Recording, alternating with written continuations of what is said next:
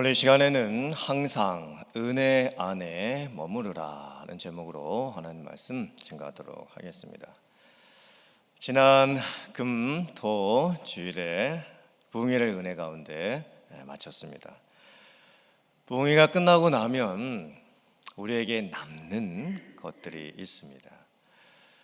먼저는 은혜 받은 것에 대한 감사도 있고, 눈물을 흘리고 감격했던 신앙의 감정도 있고, 말씀을 깨달으면서 아멘 아멘 하면서 하나님의 뜻대로 살겠다고 결단도 하게 되고, 또 암송을 해봐야 되겠다, 또 전도를 해봐야 되겠다, 또 여러 가지 마음의 생각이 들게 됩니다. 그런데 또 다른 한편으로는 부담감도 생깁니다. 왠지 내가 신앙생활을 지금 잘 못하고 있는 것 같아서 내 자신에 대해서 실망도 하게 되고, 또 여러 번 지금 실패가 계속 반복이 됐는데 내가 은혜는 받았지만 이것을 내가 앞으로 더 잘할 수 있을까? 그런 좀 의문이 들기도 하고, 또 내가 더 무엇을 해야 되는 걸까? 자꾸 좀 뭘 해야는 되겠는데 무엇을 해야 될지조차 좀 몰라서 좀 답답하고 좀 혼란스럽게 느껴질 수도 있습니다. 하지만 어떤 경우이든 하나님께서는 우리에게 특별한 말씀을 들을 수 있는 기회를 허락해 주셨고, 또 특별한 기회를, 또 기도를 할 수 있는 기회를 허락을 해 주셨습니다. 이제 부흥회는 끝났습니다. 이제 부흥회가 마치고 난 후에 나는 어떠한 사람이 되어야 할 것이며, 어떠한 삶을 살아가야 할 것이며, 또 어떻게 신앙생활을 해야 될까요? 오늘 본문의 말씀은 바울 사도가 제1차 선교 여행을 처음으로 떠나고 나서 제일 처음으로 전도 집회를 했던 내용입니다. 바울 사도가 선교사가 되어서 부흥회를 처음으로 인도를 하게 된 것입니다. 과연 그 첫 전도 부흥회가 끝나고 난 후에 어떤 일들이 있었을까요? 하나님께서는 또 저와 여러분들에게 어떤 은혜들을 주시길 원하실까요? 함께 나누기를 원합니다. 첫 번째, 성령의 이끄심을 따라 은혜로 마음을 굳세게 할 수 있어야 합니다. 우리가 은혜를 받고 나면 무엇을 해야 되겠다라고 하는 결심이 생깁니다. 또 반대로는 무엇을 어떻게 해야 되나? 부담도 같이 생깁니다. 중요한 것은 무엇을 하겠다라는 결단도 나의 결단만이 되면 오래 가지를 못합니다. 내가 무엇인가를 해보려고 하는 나 중심의 행동은 금방 지치게 되고, 또 중간에 그만두게 됩니다. 반대로 은혜를 받으면 나에게 찔림이 옵니다. 무엇인가 내가 잘못 산 것 같고 이렇게 살아서는 안 돼야 될 것 같다라고 하는 그런 회개가 나오게 됩니다. 그런데 내가 정말 바뀔 수 있을까? 내가 정말 달라질 수 있을까? 내가 이렇게 결심해 본들 내 삶에 무슨 변화가 찾아오기는 할까? 라고 하는 부담이 찾아오게 됩니다. 사실 변화는 내 본성이 원하지를 않는 것입니다. 그러니까 자꾸 부담이 되지요. 그래, 은혜를 많이 받고 난 후에 자꾸 마음에 찔림이 있고, 머리로는 뭘 해야지 계속 생각을 하고 이 몸이 안 따라주기 때문에 나중에는 머리만 아픕니다. 이거 어떻게 해야 될까요? 우리가 은혜를 받은 후에 어떻게 반응을 해야 하는 것일까요? 우리는 성령이 이끄시는 대로 해야 합니다. 그렇다면 성령이 이끄신다라는 것이 과연 구체적으로 어떻게 되어질 수 있는 것인가? 사도행전 13장 2절부터 4절 말씀 같이 봉독합니다. 시작. 주를 섬겨 금식할 때에 성령이 이르시되 내가 불러 시키는 일을 위하여 바나바와 사울을 따로 세우라 하시니 이에 금식하며 기도하고 두 사람에게 안수하여 보내니라. 두 사람이 성령의 보내심을 받아 실루기아에 내려가 거기서 배 타고 구브로에 가서, 안디옥 교회가 바울과 바나바를 선교사로 파송하는 첫 모습입니다. 여기 중요한 몇 가지의 원리가 있습니다. 첫 번째 원리는 무엇이냐면 성령이 이르시되 성령의 보내심을 받아. 과연 이 모습이 우리에게도 있느냐 하는 것입니다. 그리고 성령의 인도하심을 받고 성령의 보내심을 받게 되는 그 과정이 무엇이었냐면 금식과 기도였습니다. 그리고 나서 구체적인 행동이 나타납니다. 배를 탑니다. 그리고 구브로라고 하는 섬에 갑니다. 근데 사실 이 과정이 쉽지가 않은 과정입니다. 이렇게 되어지기까지 이게 단순한 사람의 계획으로 되어질 수 없는 일들입니다. 왜냐하면 안디옥 교회는 개척교회였었습니다. 개척교회는 모든 것이 부족합니다. 사람 한 명이 중요합니다. 또 그 사람 한 명이 10명의 몫을 해내야 합니다. 근데 성도들이 모여서 기도를 하는데, 이제 먼저는 금식을 했죠. 금식을 하는데 성도들의 마음에 자꾸 선교사를 보내야 되겠다라는 마음에 감동이 찾아오기 시작을 합니다. 근데 왠지 성도들의 마음에 바울과 바나바를 선교사로 파송해야 되겠다는 그런 마음들이 한두 명이 아니고 같이 이렇게 생기게 되는 거예요. 그런데 바울과 바나바는 안디옥 교회를 개척했던 그 안디옥 교회의 아주 중요한 리더들이었습니다. 그러니까 개척교회 담임 목사님의 역할을 하고 있었던 분들입니다. 개척교회 담임 목사님이 얼마나 중요한 분이겠습니까? 그분들 없으면 교회가 안 됩니다. 가장 중요한 분들입니다. 그런데 그 두 분을 선교사로 파송해야 되겠다라는 마음이 계속 금식하는데 성도들에게 생기는 겁니다. 그리고 나서 금식하고 기도하며 이제 안수해서 두 사람을 보내게 됩니다. 이 과정은 사람이 계획해서 되어질 수 없는 과정입니다. 어떤 누군가가 나서서 계획을 하고 이렇게 합시다라고 했을 때 사람들이 따라줄 수가 없는 과정입니다. 성령께서 이끄시고 계시는 것이죠. 성령이 이르시되 성령의 보내심을 받아. 이 성령의 음성을 듣는다라고 하는 것은 특별하고 신령한 영적 레벨이 대단한 분들만 할 수 있는 게 아닙니다. 예수님을 믿은 모든 성도는 예수님을 믿을 때 성령을 받습니다. 아멘이십니까? 그 성령이 내 안에 계십니다. 그 성령께서 가만히 계시지 않습니다. 성령께서 나에게 생각을 주십니다. 나에게 고민도 하게 하십니다. 나로 하여금 결단도 하게 하십니다. 아주 간단한 생각부터 나게 하십니다. 이번에 부흥회를 한번 참석해 볼까? 사실 이것은요 놀라운 생각입니다.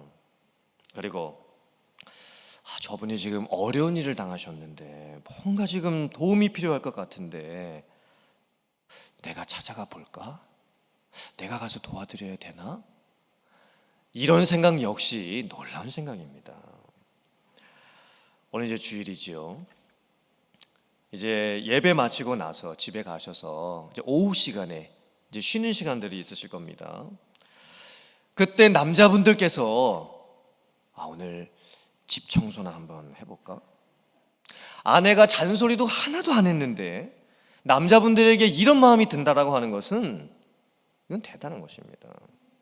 왜 그럴까요? 성령이 주시는 생각은 항상 내 본성에 역행하는 생각들을 주십니다. 내 본성적으로 하기 싫고 하기 힘든 그 생각들을 성령께서 주십니다. 그건 100% 성령께서 주시는 생각과 마음입니다. 용서해라. 네가 먼저 용서해라. 네가 당했지만 네가 찾아가서 네가 먼저 그 사람을 용서해라. 이건 100% 성령께서 주시는 생각입니다. 지금 할 사람이 없는 것 같은데 지금 네가 해라. 네가 나서서 그냥 해라. 이건 역시 성령께서 주시는 100% 생각입니다. 우리 모두는 성령의 음성을 들을 수 있습니다. 그리고 지금도 들리고 있습니다. 성령께서 주시는 그 마음이 생길 때에 우리는 순종할 수 있어야 됩니다. 그걸 무시하면 안 됩니다. 이 성령께서 주시는 생각과 성령께서 주시는 어떤 마음, 이것은 금식이든 기도든 말씀을 보는 것이든 이런 과정들을 할 때 더 충만하게 생기게 됩니다. 부흥회가 뭐죠? 찬양과 기도와 말씀, 금식, 작정 여러 가지 것들이 한꺼번에 집중되는 것입니다. 그러므로 부흥회를 하면 은혜가 생길 수밖에 없습니다. 은혜가 될 수밖에 없습니다.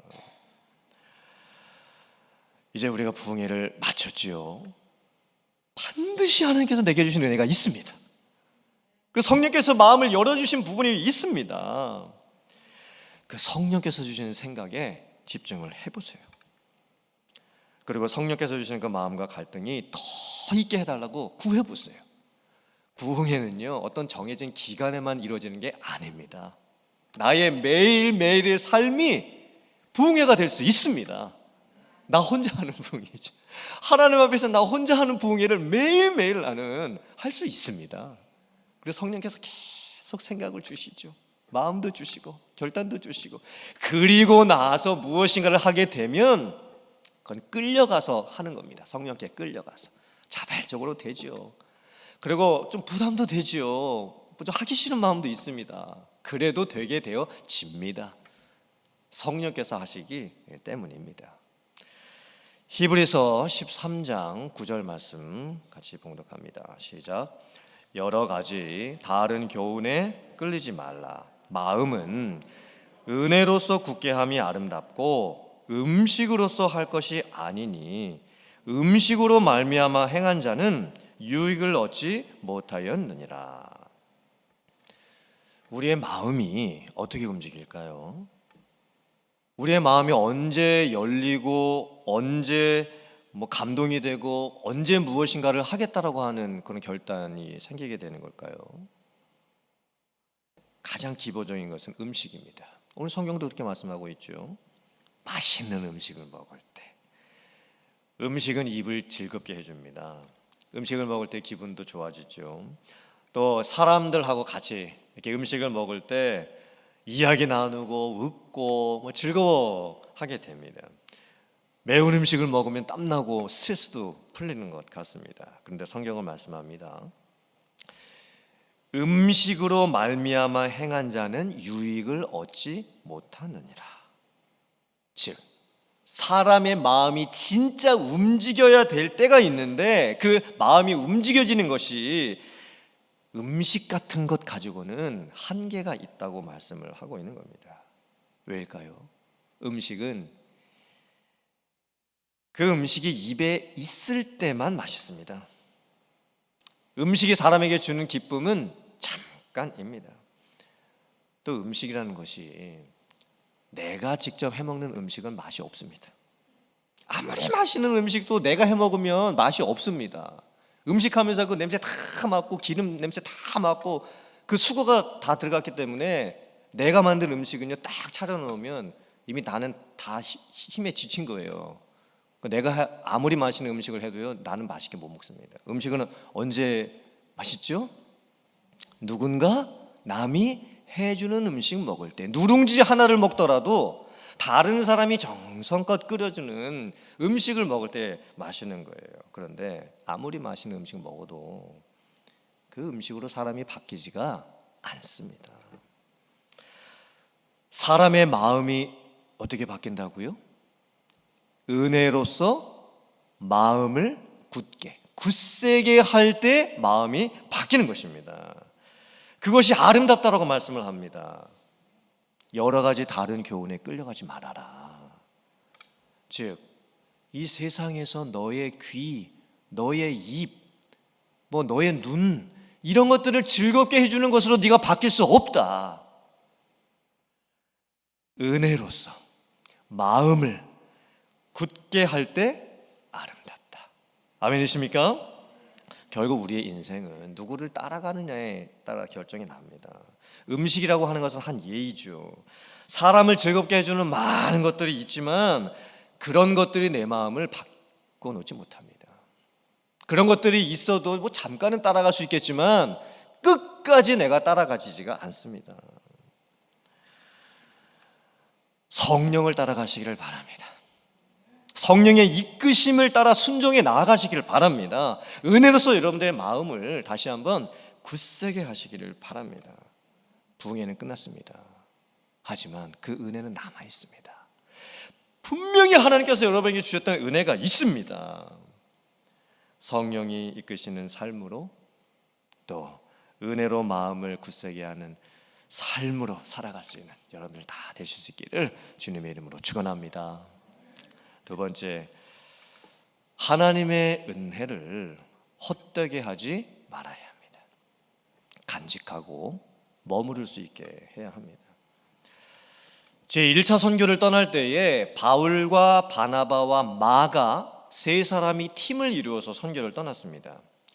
마가는 바나바의 조카입니다. 그런데 선교 초반 부분에 마가가 선교를 그만두고 돌아가 버리게 됩니다.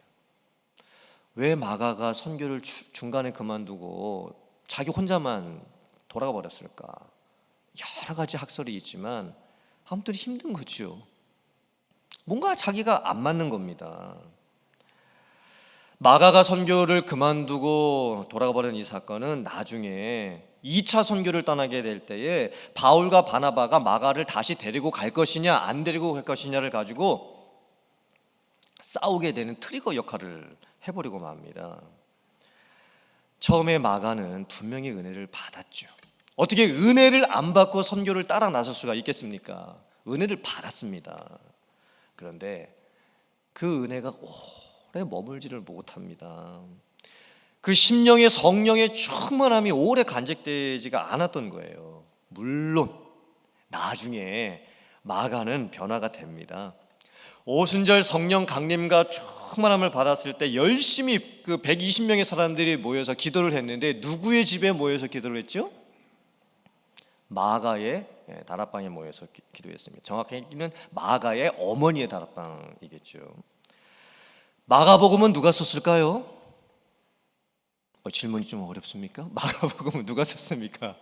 마가가 썼습니다. 선교 힘들다고 포기하고 도망갔던 마가가 나중에 성경까지 기록을 하게 됩니다. 하지만 사도행전 13장에 나오는 이 마가의 모습은 하나님의 은혜를 헛되이 받고 간직하지 못하고 중도에 포기해버리고 마는 모습입니다. 자, 이제 바울과 바나바가 선교를 다니게 되면서 비시디아 안디옥이라고 하는 도시에 가게 됐습니다. 그리고 유대인들의 회당에 들어가서 복음을 전하게 됩니다. 바울이 선교사가 돼서 처음으로 하는 전도 부흥회입니다. 첫 전도 부흥회. 구약의 역사를 쫙 훑어내려가면서 하나님께서 유대인들에게 어떻게 은혜를 주셨는지 말씀하고 결국 유대인들이 예수 그리스도를 십자가에 못 박여 죽여버리는 죄를 범하게 되었고, 그러나 하나님께서 다시 예수 그리스도를 살리셨고 또 주가 되게 하셨고 그리스도가 되게 하셨다. 십자가와 부활로 말미암는 복음을 이제 선포를 하게 됩니다. 첫 전도 부흥회였습니다. 그리고 그 부흥회가 끝났을 때 사람들에게서 좋은 반응이 나왔습니다. 많은 사람들이 그러면 다음 안식일에도 우리가 이 말씀을 다시 듣고 싶다, 그렇게 부탁을 합니다. 또 유대인과 유대 교회에 입교한 이방인들 일부가 바울과 바나바를 다시 또 찾아옵니다. 이렇게 사적으로. 그러니까 부흥회 끝나고 나서 은혜 받은 사람들이 그 바울을 다시 몇몇 사람들이 찾아간 거예요. 그리고 더 이제 말씀을 나눠달라고 말합니다. 그때 바울이 뭐라고 말을 했냐면, 항상 하나님의 은혜 가운데 머물러 있어라. 항상 하나님의 은혜 안에 머물러 있어라. 이렇게 말씀을 전합니다. 제가 한 번 은혜 받은 것으로 만족하지 말고 그 은혜를 계속 간직하라고 하는 거죠. 그 은혜가 오면 그 은혜가 때로는 카타르시스적인 반응으로 표출될 때가 있습니다. 눈물이 터질 수도 있고 콧물이 흘러내릴 수도 있고 신앙의 감정이 북받쳐 오를 때가 있습니다. 그런데 그런 신앙의 감정은 금방 식습니다. 금방 없어집니다. 하나님의 말씀이 계속 머무를 수 있어야 됩니다. 그러니까 부흥회 때 은혜 받고 울었으면 자기 혼자서 있을 때에도 은혜 받고 울 수 있어야 되는 거예요. 근데 그게 사실 좀 어렵죠. 항상 은혜 안에 머물러라. 자, 그리고 다음 안식일이 되어서 더 많은 사람들이 모였습니다. 바울 사도가 똑같은 말씀을 전했을 겁니다. 그런데 정반대의 반응이 나옵니다. 유대인들 중에서 율법주의 유대인들, 이 유대인들이 바울 사도를 비난하고 신란하고 시기하고 반박하기 시작을 합니다. 왜냐하면 바울이 전했던 복음은 유대인들의 입장에서 봤을 때는 유대교를 망치는 이단과도 같은 것이었습니다. 그래서 거부하고 믿지를 않습니다. 그때 바울 사도가 말하죠. 내가 유대인들 너희에게 먼저 하나님의 말씀을 복음을 전하였노라. 그런데 너희들이 믿지 아니함으로 인하여 이제 우리는 이방인에게로 가노라. 그리고 하나님께서 우리를 이방의 빛으로 사용을 하실 것이다. 그랬을 때 영생을 주시기로 작정된 이방인들이 다 믿는 역사가 일어나게 됩니다. 참 이상하죠. 똑같은 말씀을 전하는 거예요. 그런데 한쪽에서는 거부하고 핍박하는 사람이 생기고 한쪽에서는 은혜 받고 구원받는 사람이 생깁니다. 결국에는 이 핍박하는 사람들이 도시의 정치인들과 유지들을 선동해서 바울 사도를 쫓아내버립니다. 복음을 들었는데 오히려 악이 가득 찹니다. 그런데 오늘 본문 말씀 마지막 절은 뭐죠? 예수님을 믿는 제자들에게는 기쁨과 성령이 충만했습니다. 어떻게 이렇게 다른 모습이 나올 수가 있을까요? 사실 이 모습은 오늘날에도 똑같죠. 똑같은 교회를 다니고 있고 똑같은 주일 예배를 드리고 있고 똑같은 설교를 듣고 있는데 똑같은 모임에 참석하고 있는데 어떻게 그렇게 각 사람마다 은혜의 반응이 다르게 나타나게 되는 것일까요? 고린도 후서 6장 1절 2절의 말씀 같이 봉독합니다. 시작. 우리가 하나님과 함께 일하는 자로서 너희를 권하노니 하나님의 은혜를 헛되이 받지 말라. 이르시되 내가 은혜 베풀 때에 너희에게 듣고 구원의 날에 너희를 도왔다 하셨으니 보라 지금은 은혜 받을 만한 때요 보라 지금은 구원의 날이로다. 아멘. 은혜를 받는데 은혜를 헛되이 받지 말라라는 것이 무슨 뜻일까요? 헛되이, 이 헬라어 단어가 에이스케논인데 비어있다, 공허하다 라는 뜻을 가지고 있습니다. 즉 은혜를 헛되이 받지 말라고 하는 것은 하나님께서 지금 은혜를 나에게 여러 가지 방법으로 주고 계십니다. 근데 그 은혜를 못 깨닫습니다. 은혜를 무시합니다. 은혜를 쓸모없게 만들어버리고 은혜를 의미 없게 만들어버립니다. 하나님께서 지금 은혜를 주고 계시는데도 내가 그 은혜를 막고 있는 거예요. 언제 은혜 받을 때라고요? 지금입니다. 언제가 구원의 날이라고요? 지금입니다. 하나님께서 어떤 때를 주실 때가 있습니다. 하나님께서 어떤 때를 작정해 놓으실 때가 있습니다. 그 때를 놓치시면 안 돼요. 그 때를 무시하시면 안 됩니다. 잘 분별하실 수 있으셔야 됩니다. 그리고 누가복음 24장 44절 45절 말씀 같이 봉독합니다. 시작. 또 이르시되 내가 너희와 함께 있을 때에 너희에게 말한 바 곧 모세의 율법과 선지자들의 글과 시편에 나를 가리켜 기록된 모든 것이 이루어져야 하리라 한 말이 이것이라 하시고 이에 그들의 마음을 열어 성경을 깨닫게 하시고. 아멘. 예수님께서 부활하시고 나서 제자들을 찾아가셨습니다. 그런데 제자들이 부활하신 예수님을 직접 만나고 보았음에도 불구하고 이게 무슨 사건인지를 깨닫지를 못합니다. 이게 어떻게 된 일인지 믿지를 못합니다. 지금 부활하신 예수님이 자기들 눈앞에 보이는 나우의 시간입니다. 나우, 지금이라고 하는 시간. 여러분, 이게 얼마나 결정적인 때입니까? 그런데 부활하신 예수님을 자기들의 눈으로 보는데도 그게 무슨 의미인지를 제자들이 깨닫지를 못하고 있는 거예요. 제자들의 마음이 둔해져 있죠. 그때 예수님께서 어떻게 해주십니까? 성경을 가지고 모세의 오경과 시편, 선지자들의 글을 펼치셔서 직접 이 성경 말씀이 자기 자신에게 이루어졌다라고 하는 것을 증거를 해주십니다. 그 순간에 중요한 때가 찾아오죠. 결정적인 나우가 찾아옵니다. 어떤 때입니까? 그들의 마음을 열어. 그들의 마음을 열어 부활의 주님께서 둔해져 있는 예수님의 제자들의 마음을 열어주시는 거예요. 이게 때입니다. 결정적인 때. 사도행전 16장 13절부터 14절 말씀 같이 봉독합니다. 시작. 안식일에 우리가 기도할 곳이 있을까 하여 문 밖 강가에 나가 거기 앉아서 모인 여자들에게 말하는데, 두아디라시에 있는 자색 옷감 장사로서 하나님을 섬기는 루디아라 하는 한 여자가 말을 듣고 있을 때 주께서 그 마음을 열어 바울의 말을 따르게 하신지라. 바울이 선교를 다니고 있었는데 어느 날 강가에 나가게 됩니다. 그러니까 어디서 내가 기도를 좀 해야 될까 해서 기도할 장소를 찾으러 이제 강가에 나갔습니다. 근데 여러 여자들의 무리가 모여 있었지요. 이제 그들에게 이제 말을 하기 시작을 합니다. 그런데 참 신기하게도 그 많은 여인들 중에서 딱 한 사람, 이 루디아라고 하는 여자가 말을 듣고 있는데, 자, 여기도 아주 중요한 순간이 찾아오죠. 그 마음을 열어. 그 마음을 열어 바울의 말을 따르게 하시니라.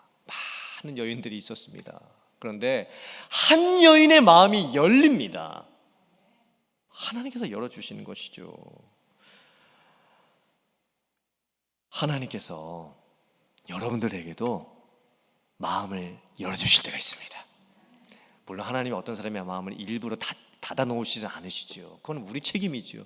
우리의 마음이 강팍하고 우리의 마음이 준비가 안 돼서 이제 하나님이 일부러 누군가의 마음을 닫아놓으시겠습니까? 그래도 하나님께서 어떤 한 사람에게는, 몇 사람에게는요, 때를 주십니다. 열어주십니다. 그리고 은혜를 받게 하시는 겁니다.